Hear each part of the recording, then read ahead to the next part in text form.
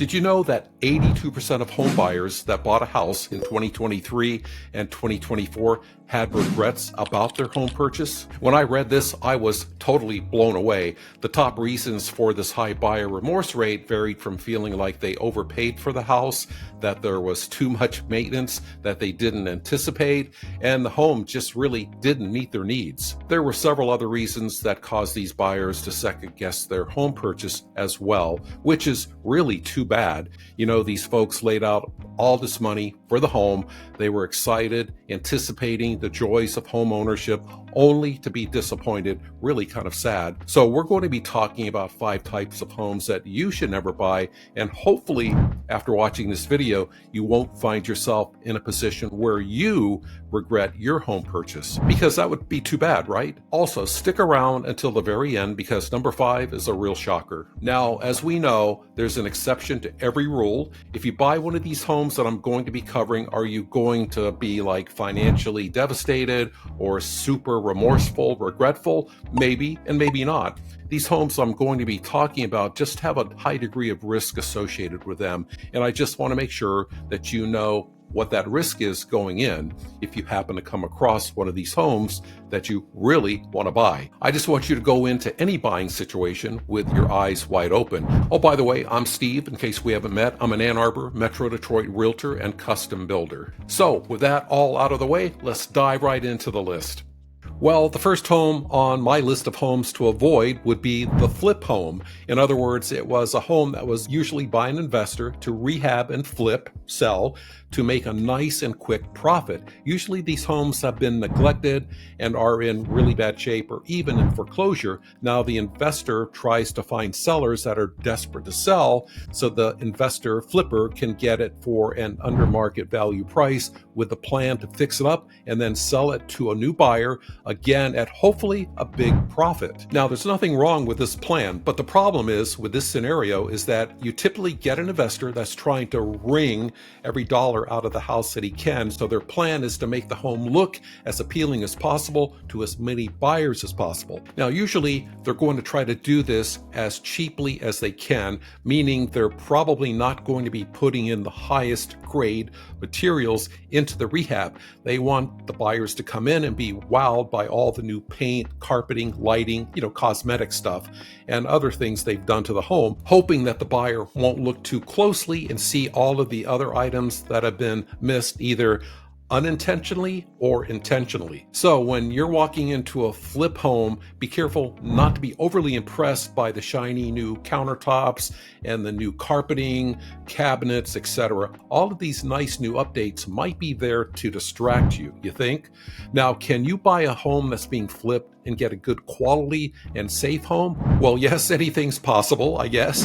If the person doing the flip is conscientious and knows what he's doing and is using competent and licensed contractors, you should be okay. Just be sure you do your due diligence, thorough home inspection, as you would with any home purchase. Now, the major things I'd be looking for if I knew the home was a flip would be were all the required city and county building permits pulled, were the contractors that were doing the actual work licensed and insured. This information should be provided in the seller disclosure forms that the seller must provide you as a condition of the sale. If it's determined that the rehabber didn't pull permits or didn't use licensed or insured contractors, then I would definitely walk away, because the city building department could potentially make you remove all of the work that was done without the permits. This could be financially devastating to you. Plus, if you had a fire in the home and it was determined that improper electrical work was done by an unlicensed contractor, your insurance company would deny your claim.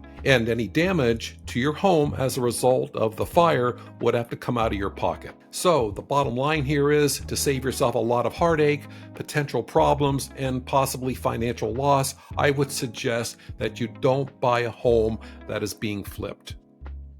Now, another home on my list to avoid would be an old or historic home, typically homes 75 to 100 plus years old. Now, in my market, Ann Arbor, Michigan, we have a lot of these homes that fall into this category. These types of homes, in my opinion, should be avoided like the plague.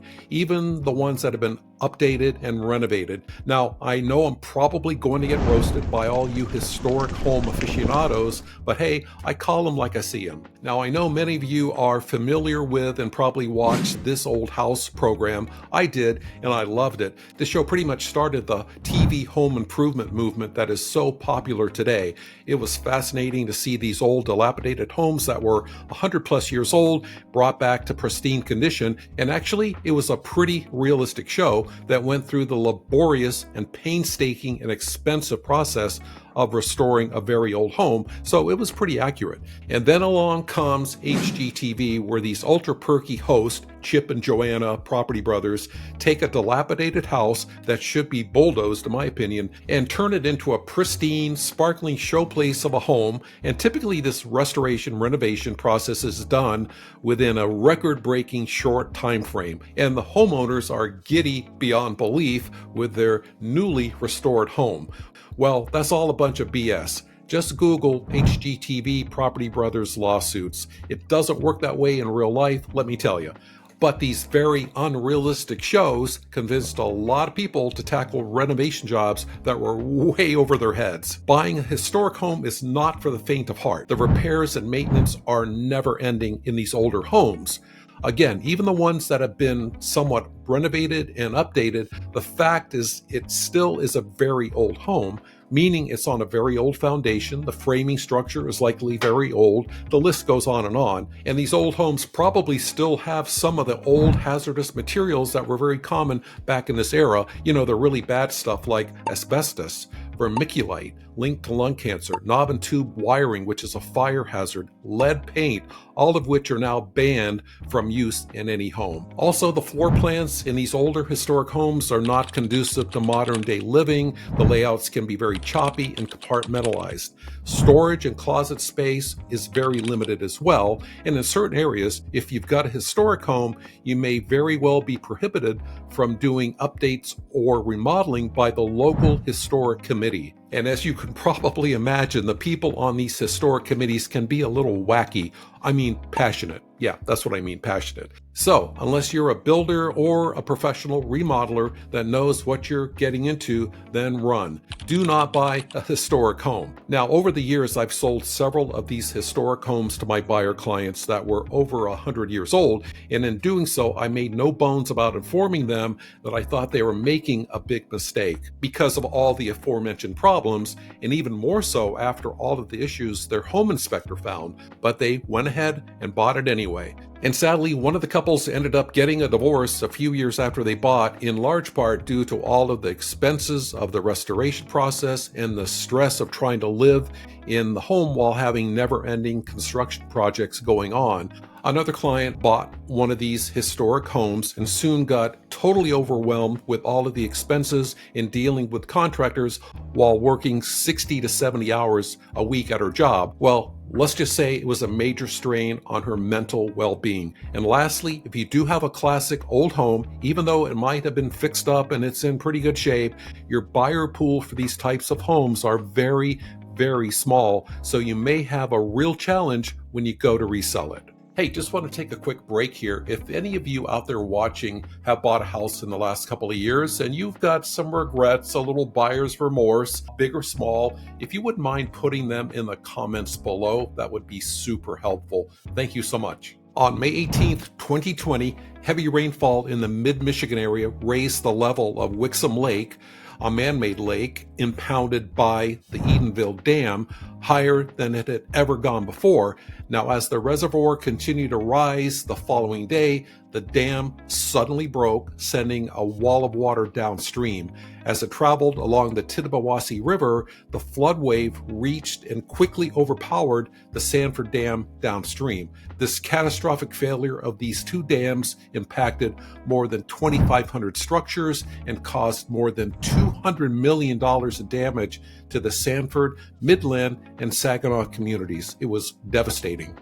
Only by the grace of God, no serious injuries or fatalities occurred, but many people who had waterfront property the day before the disaster now were met with an emptied lake with nothing but mud and debris left behind. And even though there's been a lot of talk and some work about restoring the lakes that disappeared, almost 4.5 years ago, it's still up in the air if and when these lakes will ever be restored. Not only were these folks devastated mentally, they also took a hit financially because their property values tanked because they no longer had lakefront property. I really feel badly for these folks. This was 100% out of their control. They were victims of a lot of failures by certain entities and government officials. Sadly, events like this where a dam has failed is not that uncommon, so that is why I would highly encourage any buyer or client of mine to pass on a property located on a man-made lake reservoir. Now, as appealing and romantic as it seems to be able to have a beautiful oceanfront or Gulf-front home where you can watch the majestic sunsets and sunrises from the comfort of your lanai with your favorite drink, there is a dark side to living on the beach. And this applies, believe it or not, to the Great Lakes as well, because you never know when their weather is going to go haywire, as with a hurricane or tropical storm. I'm sure you've seen it on the news time and time again of these beachfront homes in Cape Cod. Both Florida's west and east coast, South Carolina, North Carolina coast just get decimated during these storms. And believe it or not, it even happens on the Great Lakes as well. A few years ago, we had a really weird weather pattern here in Michigan, and numerous homes that were overlooking Lake Michigan were washed right into the lake. And some were high up on the bluffs, 100 feet away from the water's edge. But because of the very wind-driven weather pattern that was in place at the time, the unrelenting waves from the lake pretty much ate away the land, causing the homes to end up in the lake in a pile of rubble. And just look what happened in Florida in 2024, 2 major hurricanes within a couple of weeks of each other that did major property damage, not only from the wind, but from the storm surge and flooding. And a lot of these poor folks weren't covered by insurance. And more insurance companies are pulling out of these coastal climate risk areas. And if you can get a policy, it's going to cost you an arm and a leg. So I would just think very hard before you buy a home that could possibly be washed out to sea during the next weather event. And I'm no climate alarmist by any stretch, but it does seem like the weather patterns are getting more severe. We're getting more severe hurricanes, tropical storms, 100-year rain events, etc. So just beware if you're considering buying coastal property.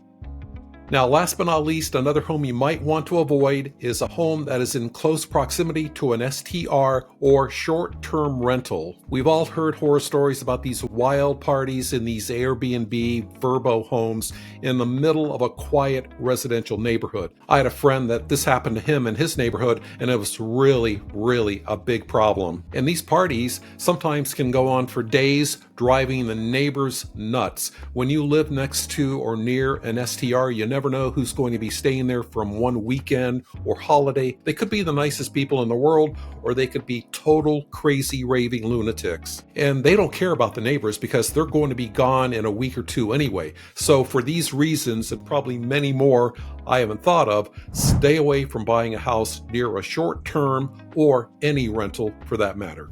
Well, that does it for this video. Hope you liked it. If you did, go ahead and smash that subscribe button, and we'll see you on the next video. Oh, by the way, you might want to check out the one right up here, somewhere up here. Thanks for watching.